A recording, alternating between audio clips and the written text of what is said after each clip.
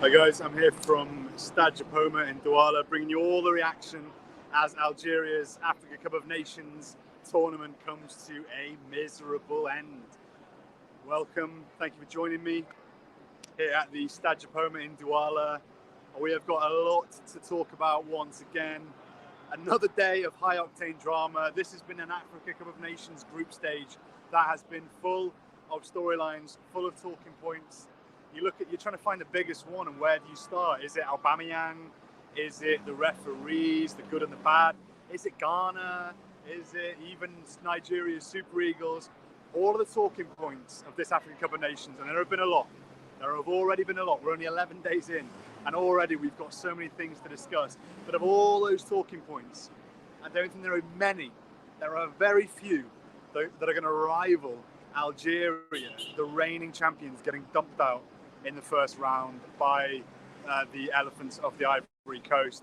I'm taking your comments as ever. I want to get your feedback. I want to hear, did you see this one coming? Did anyone see this one coming? I'm not talking about after the Equatorial Guinea game. I'm talking about before the tournament because, and I don't want to repeat this again, but I may, between you and me, I may have predicted that Algeria would go all the distance. I may or may not have predicted that Algeria would win the whole thing. I may or may not have pinned my colours to that particular mast. But I don't want to talk about my predictions because they're usually accurate. I want to talk about your predictions. I want to talk about whether people saw this one coming. Did they truly believe that Algeria would fall at the first hurdle of the African Cup of Nations after being drawn in a group with Sierra Leone and with Equatorial Guinea? This is the expanded Africa Cup of Nations as well. This is the 24-team Africa Cup of Nations. You can even finish third and you can get away with it. You don't have to even finish in the top two in the group and you can get away with it. But yet, Algeria go home with 1 point out of a possible 9 points. And some of the stats around this Algeria capitulation, this Algeria collapse, are simply startling. They are the team in this tournament who have averaged more possession than anyone else. They are the team in this tournament who have registered the most shots on target than anyone else. They've created the most chances of anyone else, but they've scored one goal. And that goal even came when they were already 3-0 down against Ivory Coast and basically heading for the exit door. They just did not create, and you could see those poor boys. You could see the confidence just ebbing away from them. You could see the belief just fading as they recognised that this was not going to be their year.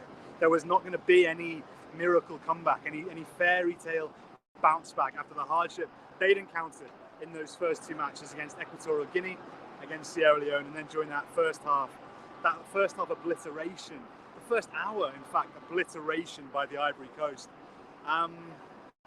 What about Riyad Mahrez? What about that missed penalty? What about the talent they've got on the pitch? Look at that talent. Any of those players would be the star man for a Sierra Leone or an Equatorial Guinea.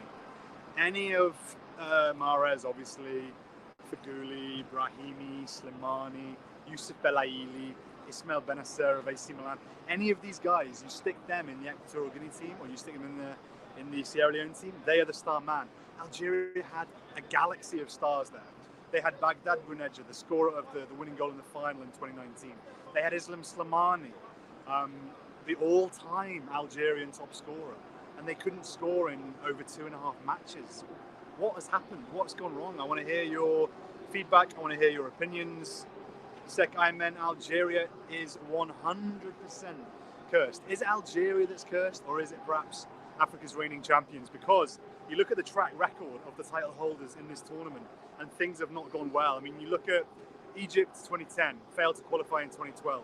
Zambia won it in 2012, eliminated in the group stage in 2013. Nigeria won it in 2013, failed to qualify 2015. Ivory Coast won it in 2015, eliminated in the group stage in 2017.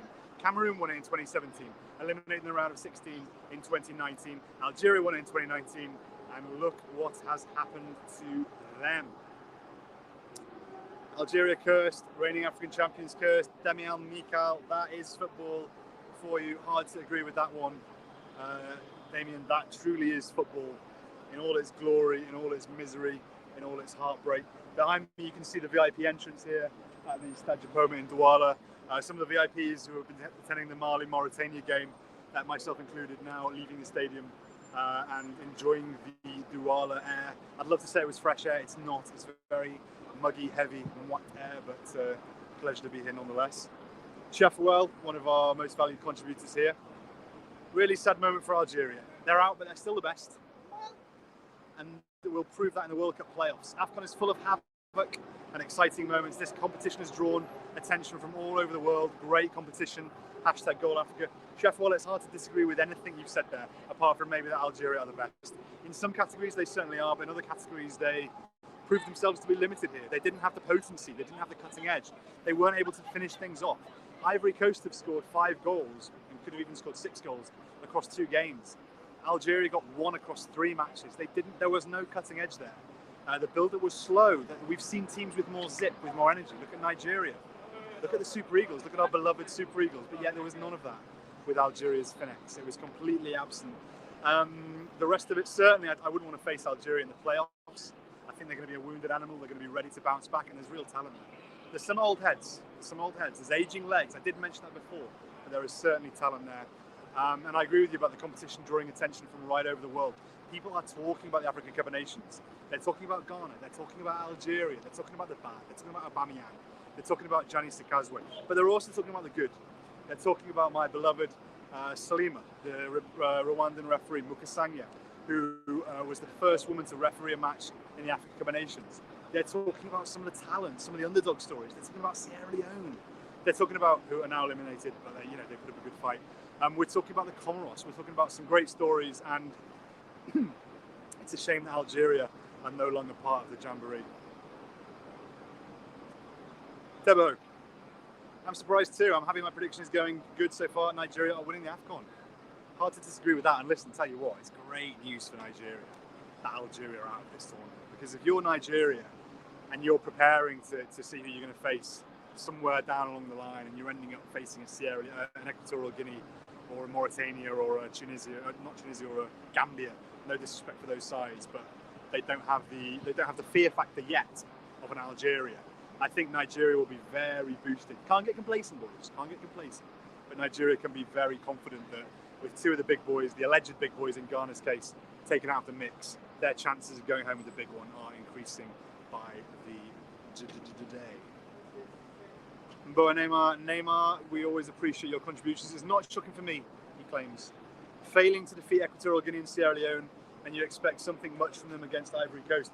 Well, we did expect something, because sometimes when the chips are down, sometimes when the pressure's on, that is when a team really shows their character. They really show what they're made of. They really show their fortitude. And I was maybe praying that today we would see that from the Ivory Coast, that we would see those from Algeria, that we would see those hidden depths. We would see what they're made of. We would see that when they really need to deliver, but all else has failed them, when they really, truly need to deliver, they have the quality, they have the togetherness, they have the unity, they have the zip, they have the tactical nous and the acumen to get the job done. Unfortunately, it didn't happen. Well, come and join me if you want. I'm talking live. Thank you for joining. We're talking about Algeria. No. Yeah, you need to sort your hair out before you can come on.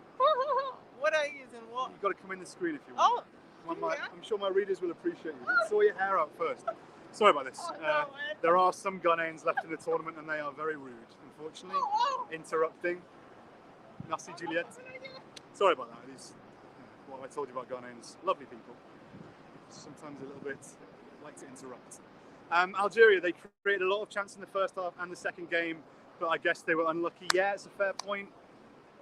You could say, listen, football is decided on tiny moments. Goals are decided on tiny moments. Matches are decided on tiny moments. And if a goal had gone in that opening game against Sierra Leone, if they got off to a strong start, if they got off to 3 points and a win, could have been a different story for Algeria in this tournament. Guys, I'm going to go now. It's getting noisy out here. Ghanaians are interrupting me. I'm sick of it. But it's been a pleasure talking to you all. Another shocking night in the African Cup of Nations. Group stage is over. We're going to talk over the next few days about our resume of the group stage. The tops, Nigeria. The flops, Ghana. And we are going to pick out some of the highlights from the group stage, some of the players that have impressed, some of the disappointments. I don't want to talk too much about them. And we are going to round up what has been an absolutely remarkable opening round of the African Cup of Nations. Thank you all. Merci beaucoup and bonne soirée. Ciao.